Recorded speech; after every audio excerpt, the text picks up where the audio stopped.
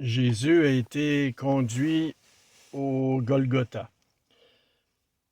Je vous partage ce passage de l'Évangile de Marc, ce passage de la crucifixion, de la condamnation de Jésus est rapporté dans les 4 évangiles de façon tout à fait différente. Ce n'est pas l'objet de la capsule d'analyser, de faire de comparatifs, mais ce matin, je veux vous faire part de ce drame qu'ont vécu les premiers chrétiens, les apôtres et ceux qui suivaient Jésus, qui l'admiraient, qui avaient changé de vie. Si vous aimez cette capsule, abonnez-vous, faites part de vos commentaires et abonnez-vous pour ne rien manquer. Alors, je vais commencer dans l'Évangile de Marc, chapitre 15.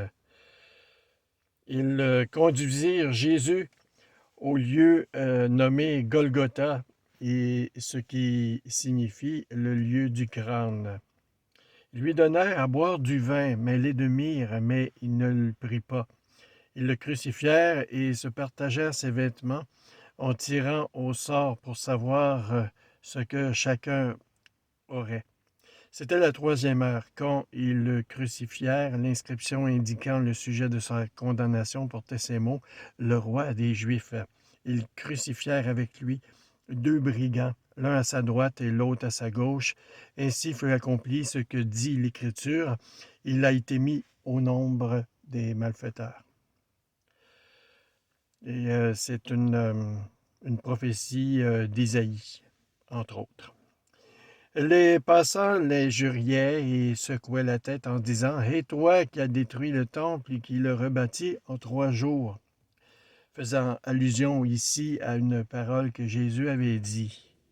« Sauve-toi toi-même en descendant de la croix ». Les principaux sacrificateurs aussi, avec les scribes, se moquaient entre eux et disaient: « Il a sauvé les autres, il ne peut se sauver lui-même. » Que le Christ, le roi d'Israël, descende maintenant de la croix, afin que nous voyions que nous croyons.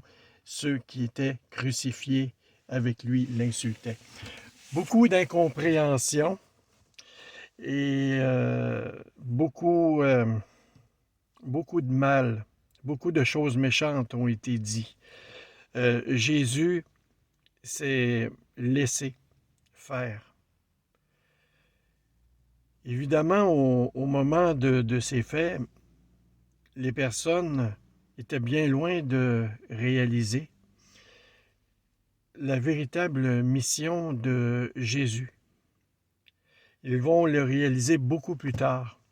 Et même encore aujourd'hui, des personnes qui se disent chrétiens ou d'autres personnes s'interrogent justement sur le fait de qui est Jésus, se disputant les arguments entre un Jésus historique ou un Jésus mystique, un être humain qui est devenu Dieu par la force de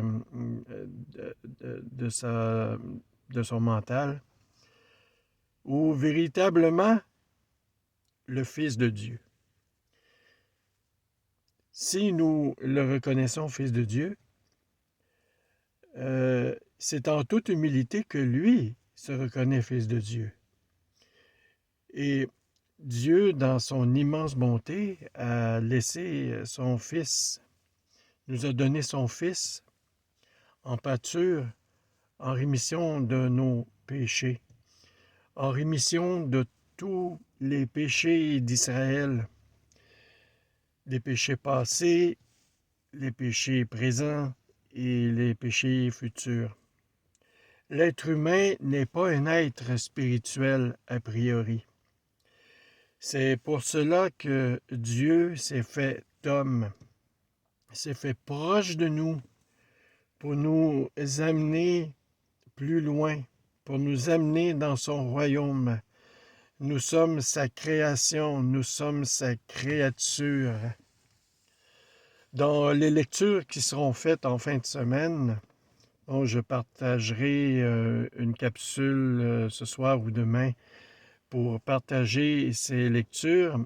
Dans les premières lectures, nous voyons le récit de la création, où Dieu va, dans sa grande bonté, euh, établir cette terre sur laquelle il va créer nos ancêtres, Adam, Ève. Et là, j'embarque pas dans l'analyse du récit de création, à savoir si c'est une fable, une histoire racontée comme un conte, ou que versus les réalités scientifiques que nous connaissons maintenant. Ce sera l'objet d'un autre débat. Mais pour dire que ce texte est empreint de vérité. Ce qui est écrit dans la Bible, ce qui est écrit dans le récit de la création, est la vérité. Toutefois, ce que nous questionnons, c'est l'historicité des personnages, des lieux, mais n'empêche que c'est vrai. Nous avons la ferme conviction que Dieu existe.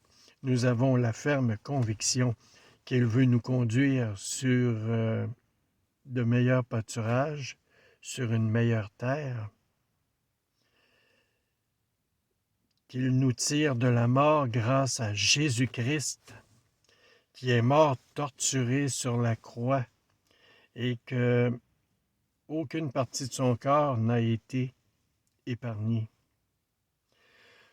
Il y a quelques années, au milieu des années 2000, je crois, 2002-2003, dans ces années-là, le réalisateur et acteur Mel Gibson avait sorti un film sur Jésus-Christ suite à sa conversion au christianisme.